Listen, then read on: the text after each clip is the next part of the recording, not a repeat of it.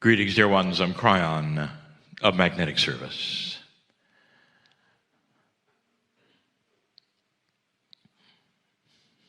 Each time there's a set of meetings like this, there comes a final channeling, a final message. It occurs to many of you that there would never be this exact group together in this way again. Oh, there would be similar ones. You may even come to see the channeling yet again at another time. But this family is unique. You might say it's a onesie. It's a group that is together with a consciousness that lies just for a little while, 2 days, 3 days, sometimes 4. And then it moves on. That is a very linear thought, coming from a place where you design meetings in a linear fashion, in a linear time. A place is designated, you arrive, you leave, all basic three-dimensional things. I've said it before. You carry with you the consciousness of the family as long as you live, if you wish. You place it in that area of your consciousness that is timeless. A place where you can remember memories when you were a child, or perhaps even things in the future that you might expect. That's where it goes. A timeless place that says it's always real. It always will be. There's a place, dear ones, that's beautiful in your brain that allows these kinds of things, and you know it. You have flashbacks, perhaps to beginning school days or friends that don't exist anymore, or memories with loved ones that don't exist anymore, and it's so very real, and you can hear their voice and smell them and remember the times you had that are beautiful. And in some ways, it elicits not sadness, but celebration. And you're right back where it happened.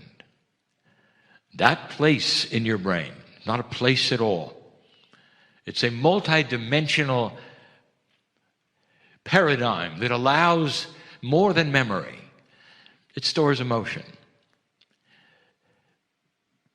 Let these moments of enjoyment, of mature learning, of fun, endure in that place. So that anytime you want to, you rekindle the family. And when you do it, I want you to know something. That the ones that you've come to see that channel in the meeting are with you again. We are multidimensional, dear ones.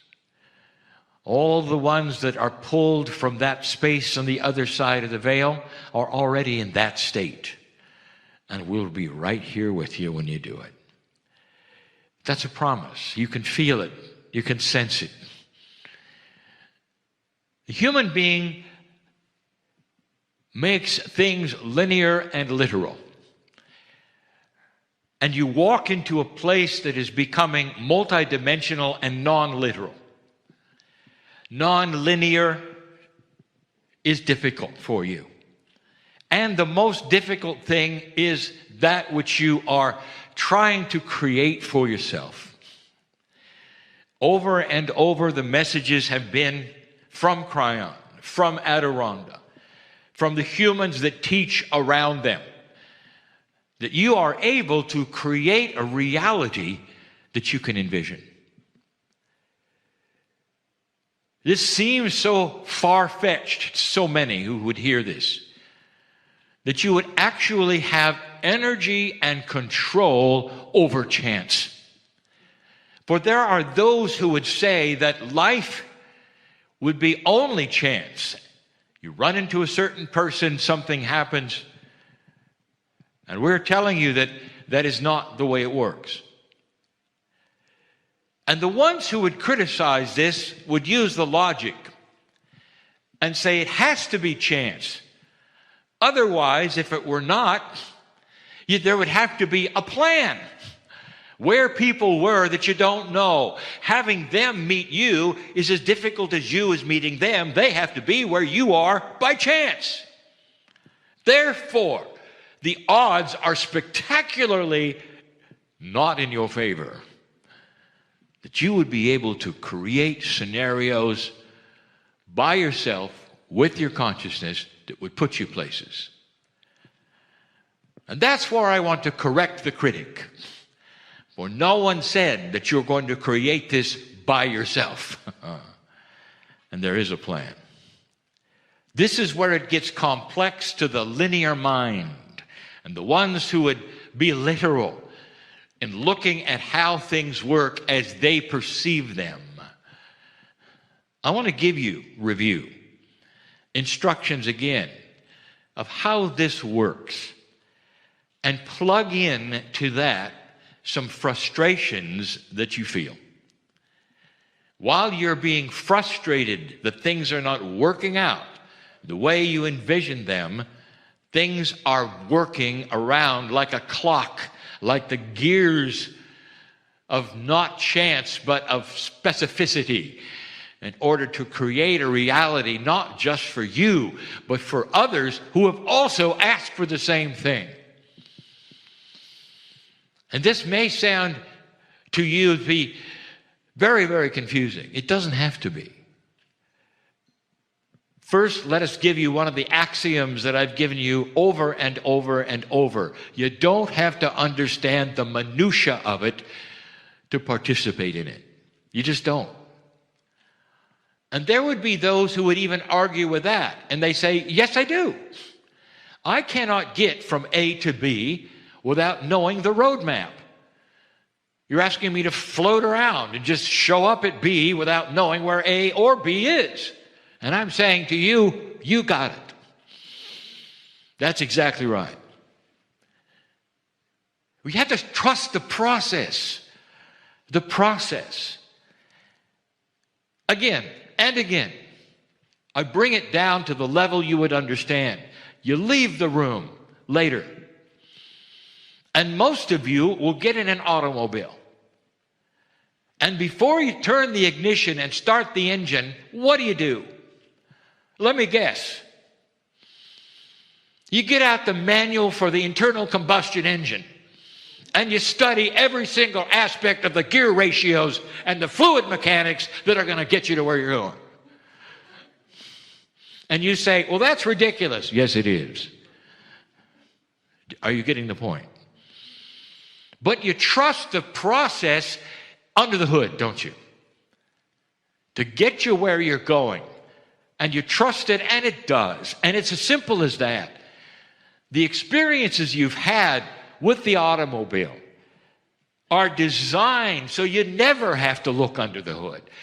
They're designed so that it will get you from A to B. And that is its design. And what I'm telling you this is you're designed in order to go from A to B in these things which we are teaching about innate, and these things which you're teaching about trust. And that is not anything to do with chance, dear ones. Nothing. Yesterday, my partner showed you the experiments that prove, without a doubt, measured by satellites, without a doubt, that you can then change a reality with consciousness. In one case, it actually changed the strength of the magnetic grid with consciousness. In the other case, it interrupted chance. And that's what we'll get to. That's what we teach. That's a process. And if you understood it, and if you trust it, then you start to understand, I can design my life.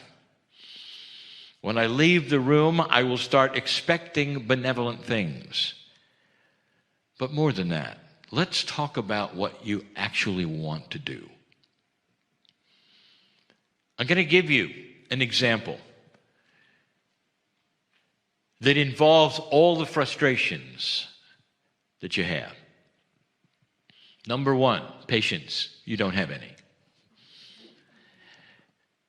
Because you think that when you make an order in a restaurant, eventually, sooner than later, it will be fulfilled. And in that same linear fashion, you're conceiving that what you're asking for from Spirit has to go to some spiritual kitchen and be cooked. And you're going to wait for it, and it will arrive. And that is simplicity. Let me tell you how it works. There is an overview of every human on the planet and the consciousness of every human on the planet. And what you often are asking for in life, let's say it is to be a certain thing or to accomplish certain things and to be something that you have always envisioned, and that is it. And in order for that, you got to meet people. Things have to happen to you. Situations must change. And we've told you before that what you can envision, you can have. But it has to be in all appropriateness with everything around you. Now, for that to happen, you must understand that there are others that also have to interface with this same plan of yours. But they exist, and that's it. What if your plan was an intuitive plan that you've always had, because in that which is the field, it's manifestable? Because there are others with the same plan wishing to meet you. Have you thought of that?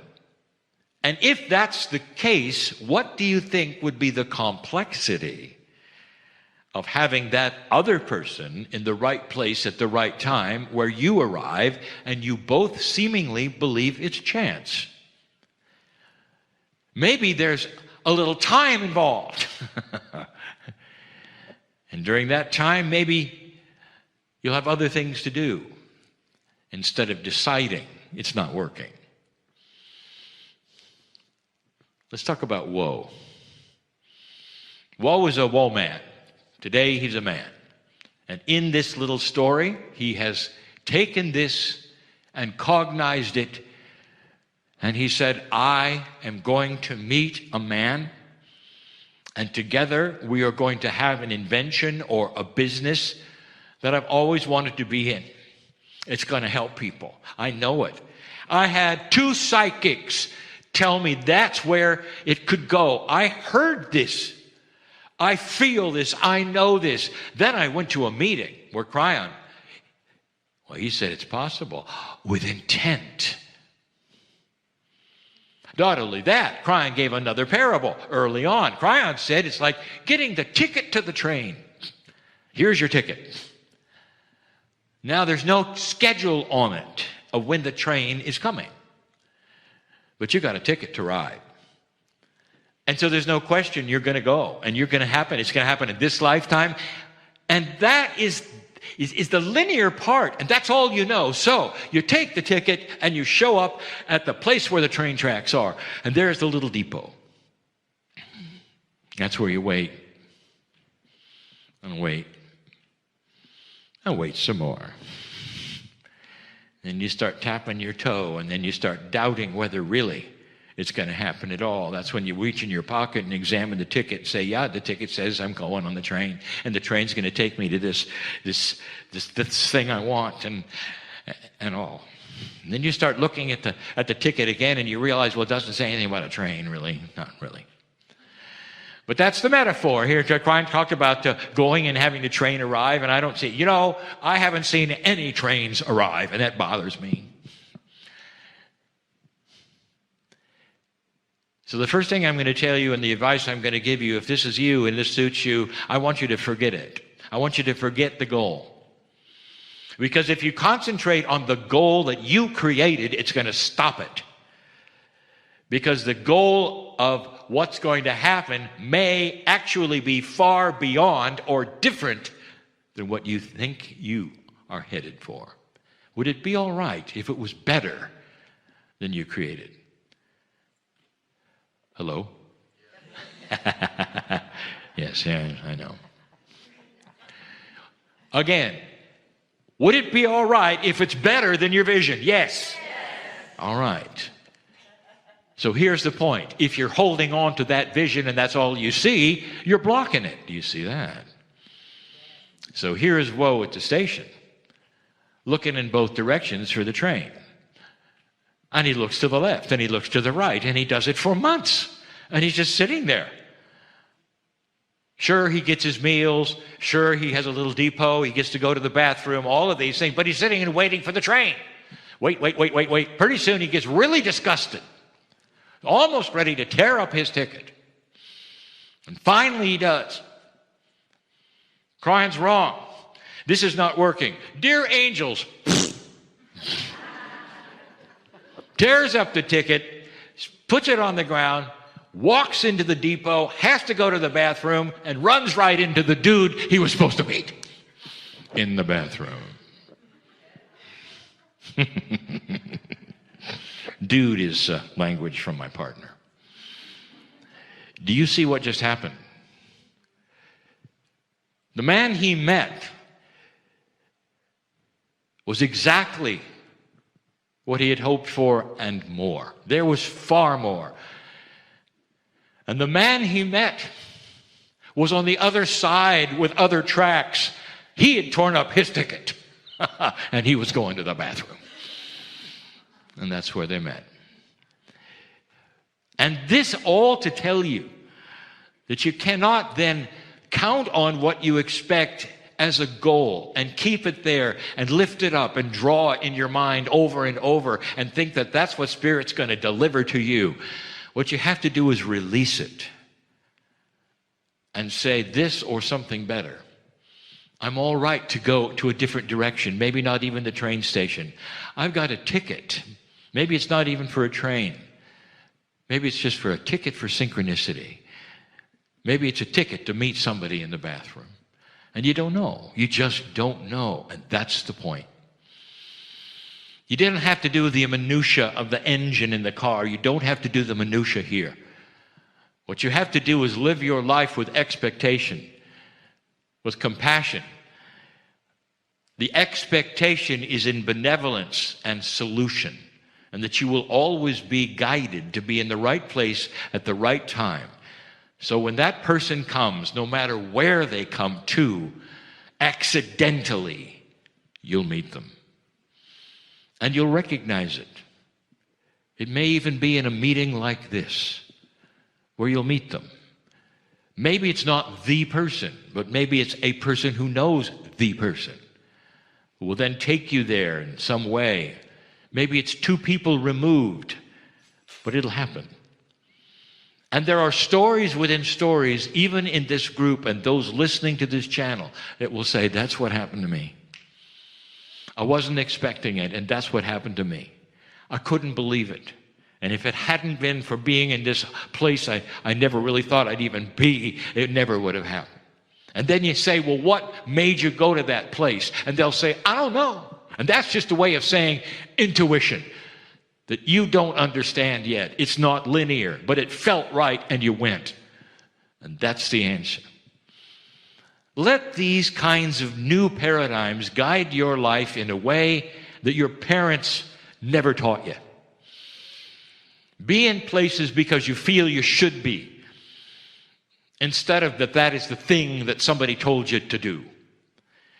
Feel that which is the reality of the next step, or going left or going right, with all integrity and responsibility to be in the right place at the right time. I think so many times of those who said, I was pulled out of my city, and I knew I had to start this healing center, and I used all my credit cards, and I went someplace else, and I tried this and that, and it all failed, and I had to come back and live with Mom. Mom had a friend, and that's where I met my life's partner. I had to come back, and they wanted to start a healing center. And that's how it works. You think you know, You think you got it figured out. Sometimes you act way too soon, not understanding that when you get instructions from that other side of the veil and you think things happen to you that give you vision, that it doesn't mean necessarily immediately or right now. It means this is what you're waiting for. Now have the patience to be in the right place at the right time and follow the guidance of your intuition, not of your logic, not of the way you think it works. And in the process, be loved the whole time. Instead of frustration, peace. Knowing that what it is that you desire indeed will be yours. It's not a trick, it's a plan. And it's consciousness that is so powerful in the human that creates this. Not from some angelic source, not from the creative source. It's you working with the plan that was built and designed so that humans can work with one another, find one another, love one another, and be peaceful in the process. That's the message. It always will be. So, dear human beings of a family group that is unique tonight, I want you to recreate this family. Anytime you want, I'll be there. Adirondha will be there.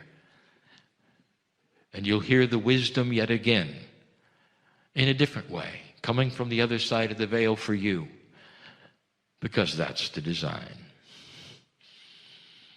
And because you're magnificent, that's the design. Think of these things and leave differently than you came. And so it is. Hi, everybody. Thanks for watching this. I wanted to tell you this is a little time sensitive. Greetings, dear ones. I am Kryon of Magnetic Service.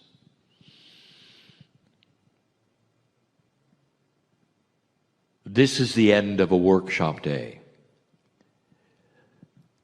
I've said many times, these are different channels. Many times the messages are just for those who attend. And yet the instructions for my partner are to publish all channels, to make sure they can be heard and felt. So there are listeners that, of course, are not attendees. Some of what I'm going to say to you, dear ones, sitting in the chairs in front of me, it's going to be appropriate also for those listening. But this is mainly for this group. There's a truth here, a beautiful one that's hard to imagine and to cognize, that God is real, that the creative source of the universe, immense as it is part of you. That's the plan. That's how you're wired. This is also part of the creation story, the angelic presence, if you want to call it that has given you the seed biology. The creative story is that you were given on purpose the knowledge of light and dark. And with free choice, you can choose the divine or not. It is a beautiful story that encompasses a plan. And the plan has you discovering who you are.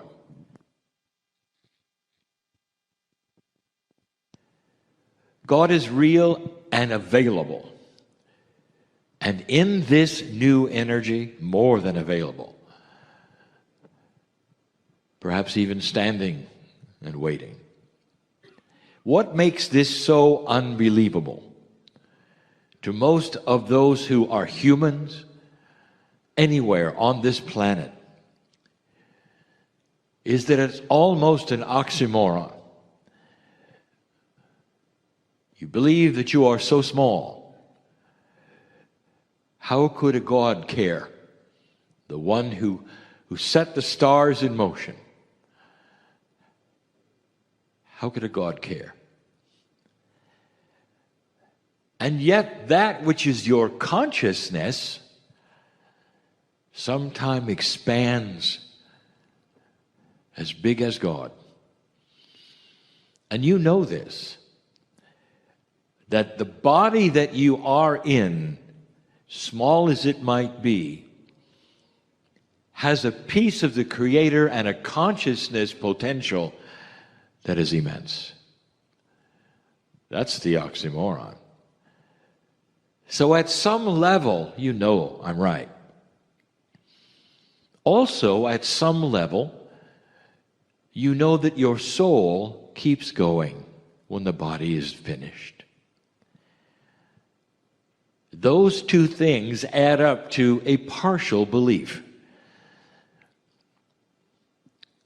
But the message for those in front of me are this. Messages, really, are this. That each one of you is on a separate individual path, and many of you are struggling with a basic concept.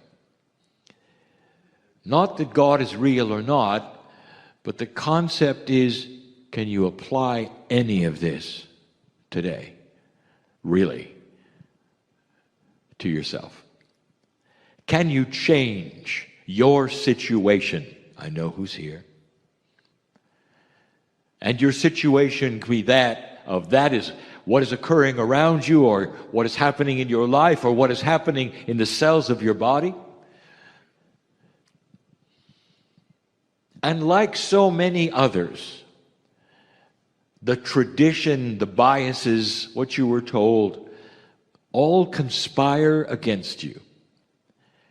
And you feel just a little apart from that which has been presented for 2 days.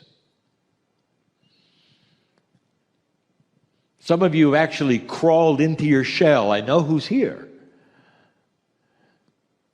And although you have listened and heard everything, it really hasn't gotten very far.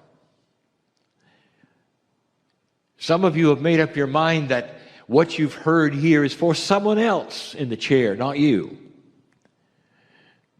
It didn't seem to ring true. It didn't seem to apply. And that's because the shell that you've built around yourself is a very tough one. And the shell is of your own making, of course. You deciding in advance that you can't do it. Some of you come because you're looking for that which would penetrate the shell. And maybe at this point in time, you said, well, maybe this wasn't it. Others of you, you had the information given this weekend. You saw the profundities, the beauty, perhaps even felt the compassion. And yet when you leave this place, you can't really call it your own. You can't own it. Not yet. You see, I know who's here. What gets in the way is what always gets in the way. The past. The lack of self-worth. What you were taught. What you think you know. I want to take you on a journey. And you've got to agree to fantasize with me. This is not going to work. It's not going to harm anyone here. I want you to visualize things with me, and I want you to feel these things with me. That's why you came. You came for change. You came for knowledge. You came for wisdom, perhaps an awareness, an awakening, anything that would then create a situation which would better who you are. So perhaps you could leave a little differently than you came. That is the purpose of being in the chair. You've invested in yourself. So why not do this final exercise in this workshop day? It's a fantasy. It's a metaphor. Some would even say it's cute, but it's as real as it gets. I want to introduce you to something. The fantasy has you with your own consciousness in a vision state. Some would say a dream. I say a vision. For the word vision is going to give you permission for anything to happen. Visions, unlike dreams, are remembered and feel real at the time. I invite you to step aside of yourself for just a moment. If you can, if you wish to, even if you can't, understand, acknowledge, cognize that God is here. That this message is from the other side of the veil and knows your name. And invites you to participate right now. Come with me in this vision. Step out of that which is your condition, your situation. Just for a moment, if you can. Leave your worries at the door. Just for a moment. Won't take long. What would you envision if you were standing into a room that was completely and totally blank and white? There was nothing there. And something is going to appear, and it's going to be for you. There's a door. And the door has a label on it. And the door has the label that says, Mysteries of the Body. If you were making a movie, music goes here. The door has that label because it has to be just a little, what you say, interesting and yet untouchable to some. For that is something you may not want to know. What mysteries lie beyond the door? That's the door you're going to open. We're going to open it together. And you realize in this blank room, the body that they are speaking of in the sign is you. It's not about the human body. It's your name goes here, body. You're about ready to open the door of the mysteries. Now, why should you have to open a door at all? And this is one of the metaphors. There is literally a wall between you and your cells. When you look down at your body, you don't tend to greet it. You even call it by its part. You say, my leg hurts instead of I hurt. My toe hurts instead of I hurt. The pieces and the parts of your body, you're not in contact with them. There's a wall between you. That's part of what the workshop is about. How to get through the wall. Well, you're about ready to go. Because this door has been created for you right now, today, in this exercise. I want you to open it with me. No fear, no anxiety. You'll see why in a moment.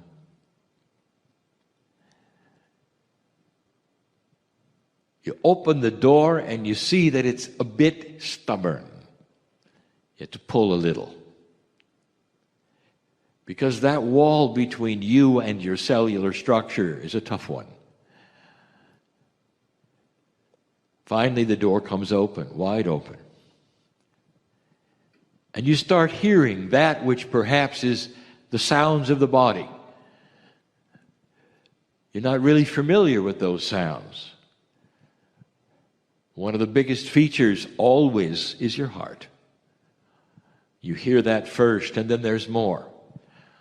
There's the sound of running fluids, even perhaps the snap of the synapse and the electricity. All of that. It's a little strange. You're not ready to enter just yet. Then you realize this is just you, so why not? You walk over the threshold of this door, and suddenly you're in another world. As you look forward in this metaphor, you realize you're in some kind of, for a better word, control room. You can see that which is the control of specific things in your body. You recognize it somehow. There's the heart, the brain. There's the pineal. And a few other things. You don't see the control over specific systems like you thought you might. But still, it is a control room. And then you realize something, that you're not alone. That in this control room, there's just a myriad of small entities. And you're starting to realize that they're your DNA. And then you start to see they have names on them. Little badges. And every badge has the same name. You. You've stepped into the control room of everything in your body. You start to realize that there are an enormous number of these little entities. You're not afraid of them. They haven't noticed you yet. These little badges are all over them. On their backs, on their fronts, they've got your name. Your name is on all of them. All working together the best they can, and then something happens. Something amazing happens. Everything falls silent for a moment. You hear what you might recognize and perceive as a gasp when they all realize you've entered the room. Then they turn and show themselves to you. You see that they're shocked. They're amazed. You see just for a moment, they are stunned. And then there's this big smile on every single one of them when they realize the celebrity in the room is you.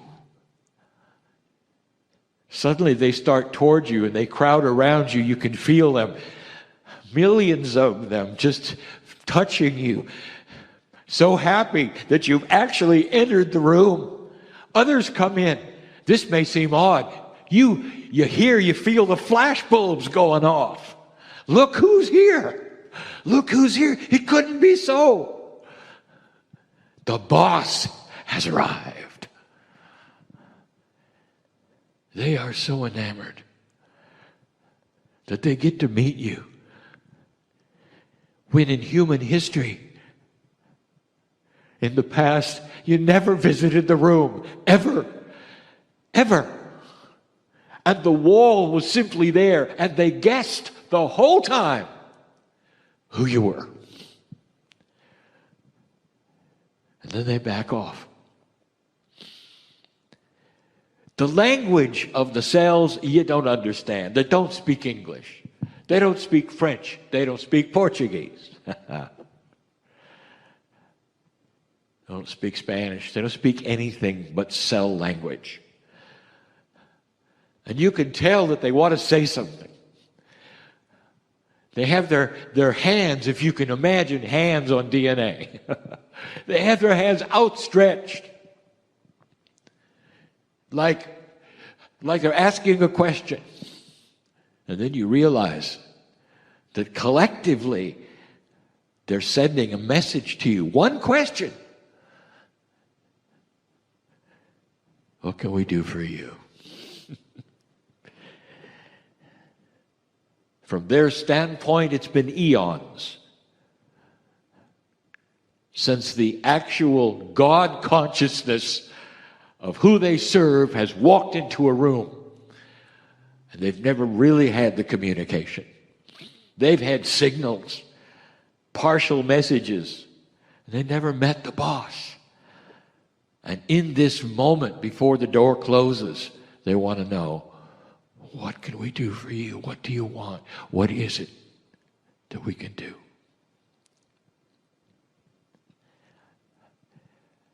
The vision is over.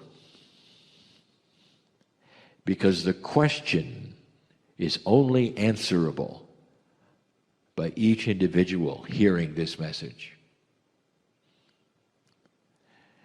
This is real. For in this new energy, your consciousness is beginning to break the barrier and talk to the cells directly. They're starting to hear what your ears hear. They're starting to get the messages by the way you behave. Did you ever know they consider you a celebrity? Did you ever know of the frustration of the DNA? That all they hear are muffled sounds until now. What is it you're going to tell them? If you could ask for one thing, perhaps in your situation it would be peace. Cellular peace over what is going on in your body or around you. Or perhaps you would ask for a confluence of health, balance, chemistry. What about love? Compassion. What is it that you could give them that they could go to work on right now to create what you came for? Communication would be a good one. This is the vision that I want you to grasp and hold and leave here with. Because it's true. I don't care how unworthy you feel. There is an entourage called you that has been waiting so long for you to talk to it. Besides all the divine and the esoteric things that you've learned, there is a body entourage. What would you say to your pineal, which talks to your higher self? That's the control room you walked into. It's the soul. It's the body. It's the innate.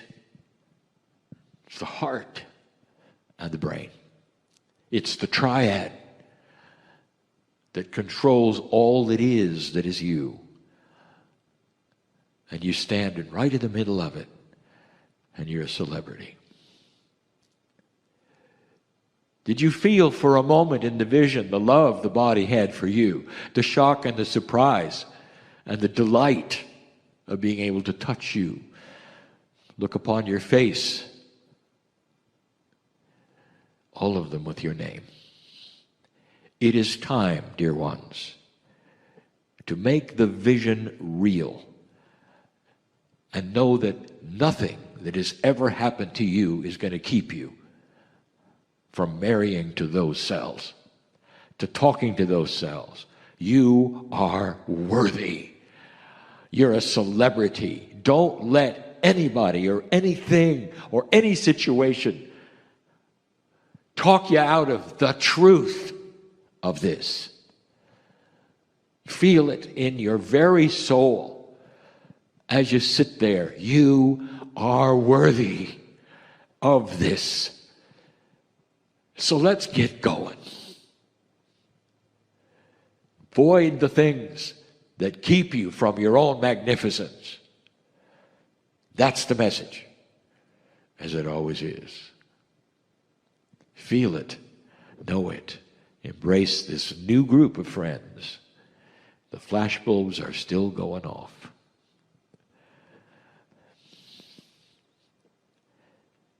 And so it is. Hi, everybody. Thanks for watching this. I wanted to tell you this is a little time sensitive. Greetings, dear ones. I'm Kryon of Magnetic Service. It's a sweet place, this.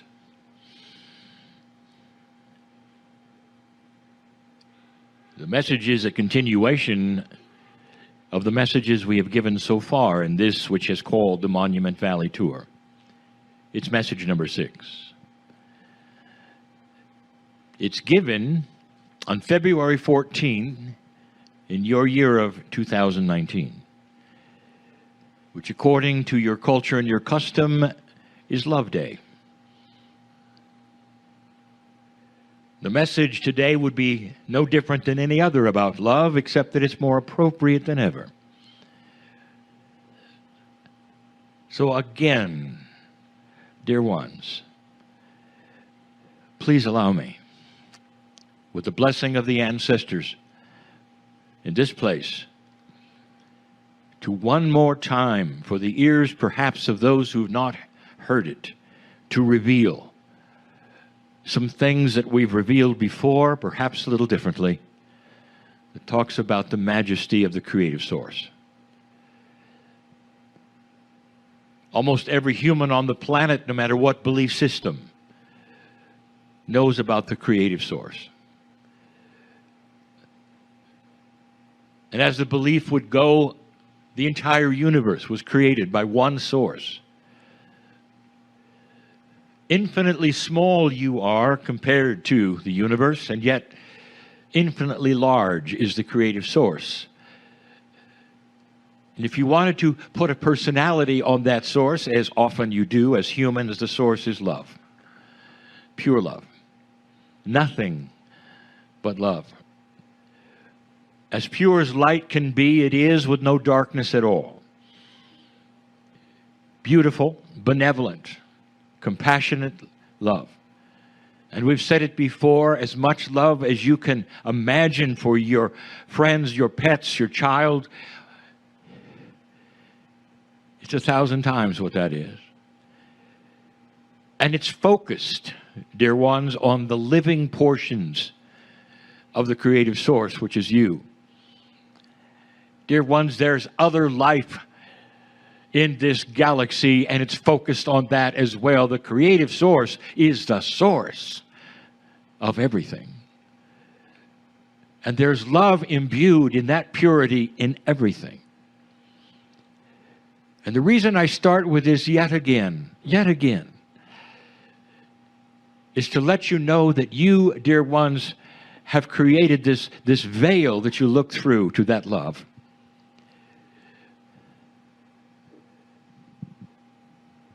And on this side of the veil, this being where we are right now, this human side, you have duality. And in the duality, there is positive, there is negative, there's light, there's dark, there's all kinds of things which are created by what you call human nature. And it's actually appropriate, fair, and correct, because this gives you the free choice. Because you can see the things that are yin and yang, positive and negative, and you make the choice. But let me tell you something. On the other side of the veil, that creative source, which is so big you can't imagine it, there is no duality there. And there would be those who would say, of course there's no duality there, and they would nod their head. And yes, but really, truly, do you understand this? There's only duality here. And yet, there are so many who will then take the duality that is here in this small little earth, where you struggle with a low percentage of light. and you struggle with your duality, and you struggle to improve constantly with free choice. But you take that struggle and you place it upon what you believe is on the other side of the veil. And you have made God then dysfunctional at the core. You've taken this love, pure source, and you've said, well, we are humans. All we know is human nature. Therefore, everything has to be like us. And then there is an angry God, and one who does not get pleased all the time, and one who will actually torture children. And this is the belief system about that beautiful creative source. And again, I will tell you, you've taken yourselves and pasted it on that which is sacred. Let's speak about where that leads and what happens. Because the next step is the creation then of sin. And if you would then ask those who believe in the sin, what is it? Define sin. It's that which displeases God. Anything that displeases God then is sin. And then if there is sin, there must be forgiveness. Let me tell you something, dear ones. Pure love, at the absolutely purest of love, is unable to be displeased. God does not have a human brain that has pleasure and not pleasure, or judgment or not judgment. Pure love is pure love. It doesn't even enter. It cannot. It's like taking the purest light you could ever imagine and trying to throw mud at it and thinking it'll stick like it sticks on you. And yet there are billions on the planet that have put mud on God.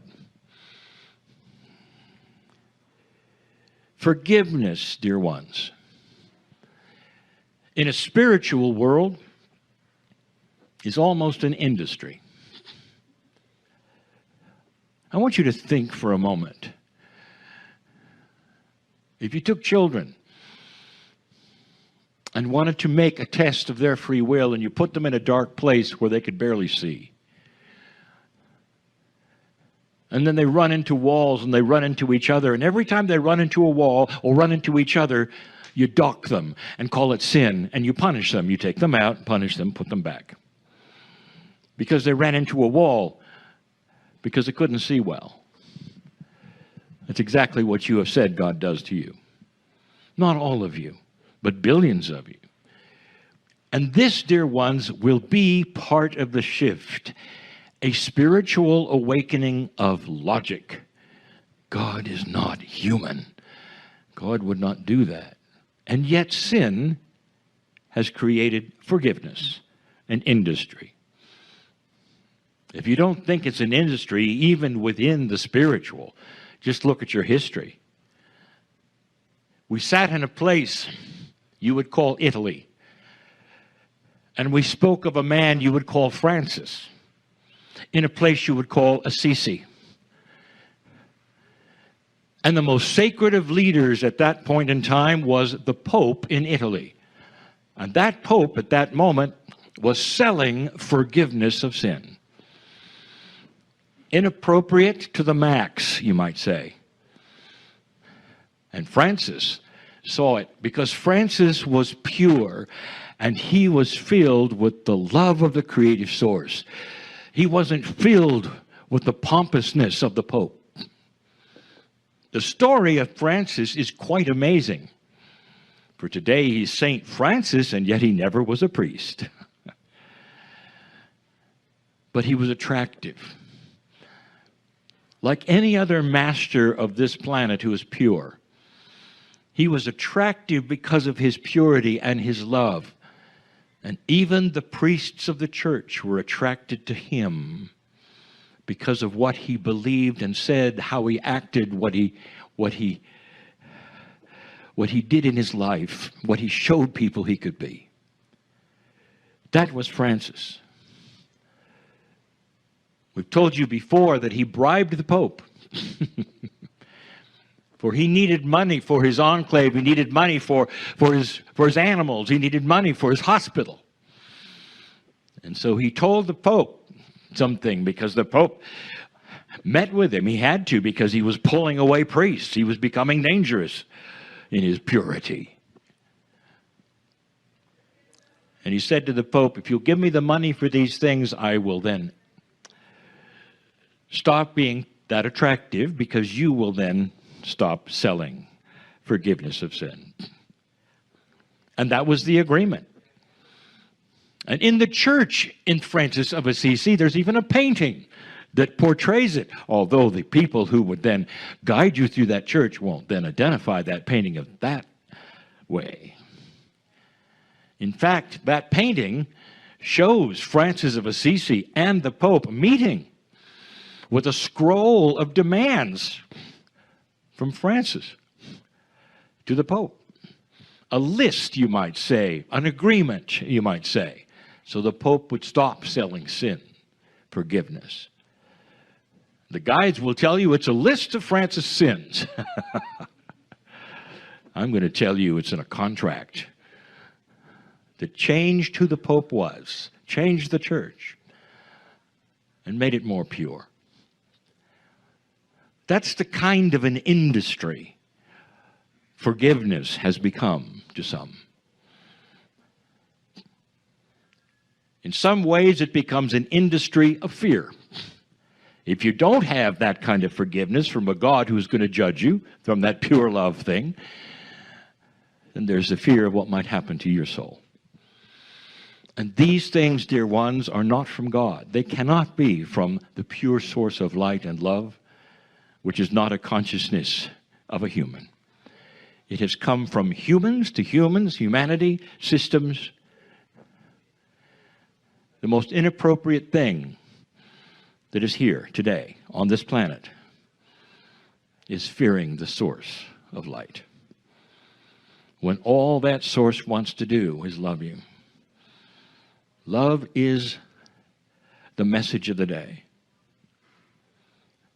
Earlier today, dear ones, you had a forgiveness exercise, but it had nothing to do with a spiritual forgiveness. It had to do with human to human. And that is the forgiveness I want to speak of.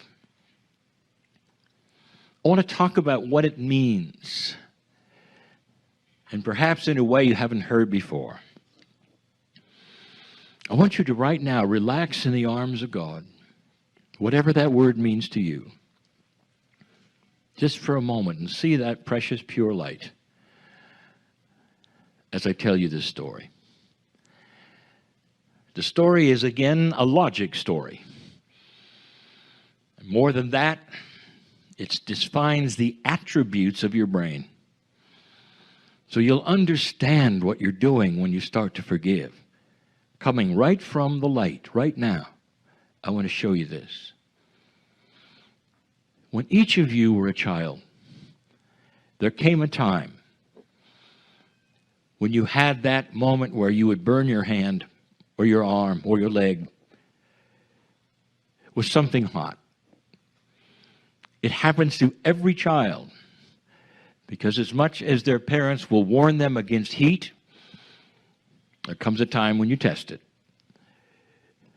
And at that moment when you burn your hand or your finger, as a child, dear ones, even before you can speak, that episode will etch itself into the neurons of your brain, in the synapse of the place in the bundles where memories are kept.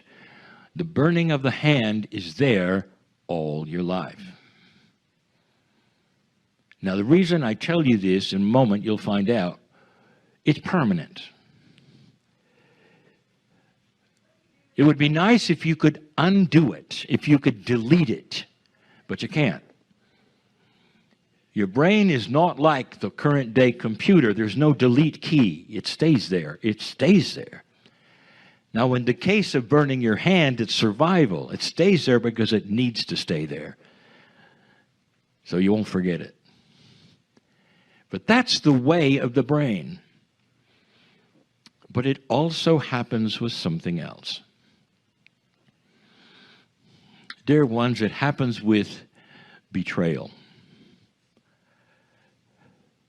It happens with unkindness. It happens with the trauma of experience. It happens with abusive parents to children. All of that etched upon the brain.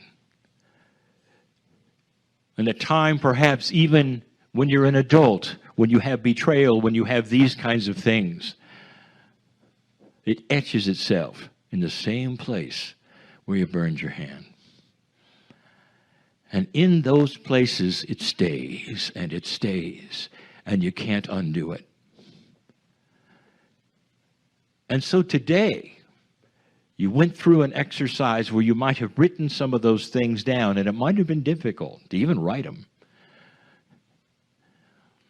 Because these are the things you want to forget. Because to remember them brings up all the feelings again, just like burning your hand.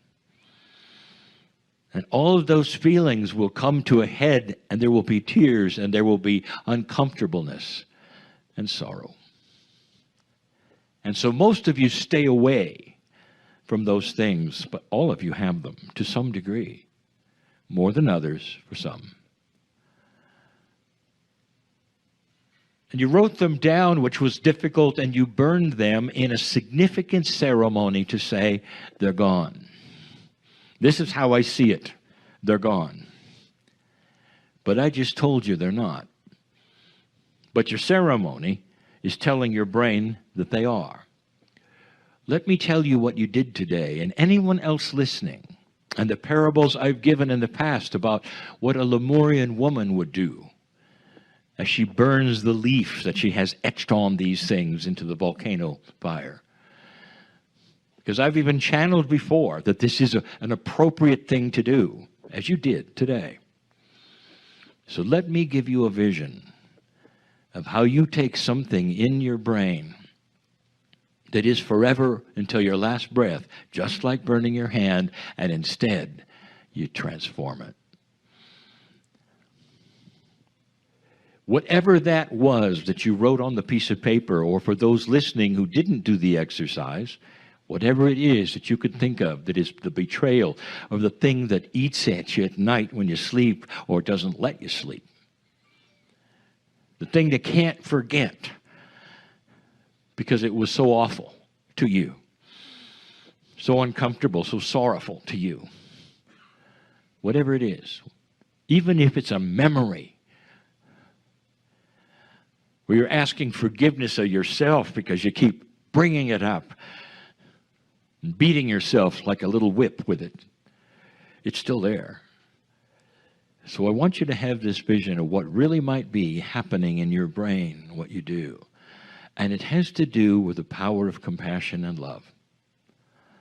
In the yin and yang scenario, in the black and white scenario, of all the things that a human being can do, one of the most beautiful things is this. You have a piece of the creative source in you that is multidimensional and goes beyond that which any human being could do by themselves, and it's called the higher self. That higher self, think of this, it's your soul that has one foot on the other side of the veil and one foot here, metaphorically, as it would stand there. It is the conduit, the bridge, the one that you're always trying to get to. But let me tell you, here's where you can use it. Because that higher self is also like a direct contact, conduit, wire, whatever, to the purest light and love you can imagine. And so let's see if you can vision this because of what you did today with the fire, and you have that pure, bright light like a searing fire, except it's not a destructive fire. It's an encompassing connection that circles the memory with compassion. There it is in your brain, and I want you to see, coming from the other side of the veil, a shell. You can't delete it biologically, but here comes that beautiful shell of compassion that is so beautiful and so loving, and it encircles that memory that thing that you want to have go away, that you say, I want to forgive that person or those people or myself, whatever that's the encompassing shell of multidimensional light that encompasses and forgives. And it goes right around that memory in your brain, so that every single time you go back to that, it's covered with forgiveness, compassion, and love, and you can never get to that hurtful place again. So complete would it be that you could even go in there with a set of tools, and you can't get to it. So what you've done is, instead of eliminating it, you've transmuted it, covered it with love. This has to make sense to you. The vision is more accurate than you know. It has to do with complex consciousness, dear ones. And so we've simplified it so that it can be visualized and acted upon and understood. There are those who will tell you that those things that you wrote on the paper are forever. And I'm here to say they're right. But how you treat them and how they work with your consciousness from now on in your life is not forever and can be transmuted. Psychologists have worked on this for decades. And here it is yet again, in a way I'm presenting. And I'm telling you this, it's permanent. In a linear world, there are so many things that you do over and over and over and over because more is better. In a multidimensional world, once you throw the switch, it's forever. That's much different. There'll be those who tell you how many times you have to count the beads in order for certain things to happen, or how many times you have to say a phrase before God will hear you. I'm telling you this, God knows you so well that if you simply look into the eyes of the Creator, it's gone. One time. That's how powerful you are with yourself. So I want you one more time to envision that burning piece of paper today that you had. And see not only the paper smoldering and going away, but suddenly the connection to the other side of the veil coming in and covering those things, whether it was you who had to forgive yourself or you're forgiving somebody else. Doesn't matter. Whatever memory. There's somebody in the audience needs to hear this because there was a death of a child. And that is something profound, Mom. You're never going to forget that. And it's so sorrowful. You start putting that together, where you put that compassion, and then you start having all of these revelations. And the revelation is that the soul of the child is still here smiling and saying, thanks, Mom. I never wanted to etch something in there like that. I want you to listen. Only wanted love, only wanted love, only wanted love. The person you're forgiving on the planet, there may or may not still be alive. It's the best they could do in that yin and yang world. It's the best they had. And it wasn't good enough for you. And it etched something in your brain. Today you cover it with that compassion from the source and the light. So you can't get to it anymore. And suddenly you start to breathe easier and saying, it's like I just dropped a big suitcase of lead. That I'm free. It's almost like I can float now. So I don't have to take that anymore. I don't have to bring that around, and I don't have to drag it like an anchor, because you've covered it with compassion. This is as good as it gets, dear ones, for a human being to be balanced. You can't carry these things and call yourself a balanced human being, because you're out of balance. You're always dragging something around. And so this is how it's done. And it shouldn't surprise you on this Valentine's Day that I would yet again tell you about the incredible love that is on the other side of the veil for you. Not anger, not fear. God does not think like a human being. God, the creative source, if you can even say think, has no thoughts except If you had to say what is a thinking God, it is one who projects, propels, and throws light and love and compassion as best can to you through a dark and dim place that you are slowly creating light within. And that is why we are so excited about the shift. Because there'll come a time when that dimness will go away. And the veil starts to become thinner.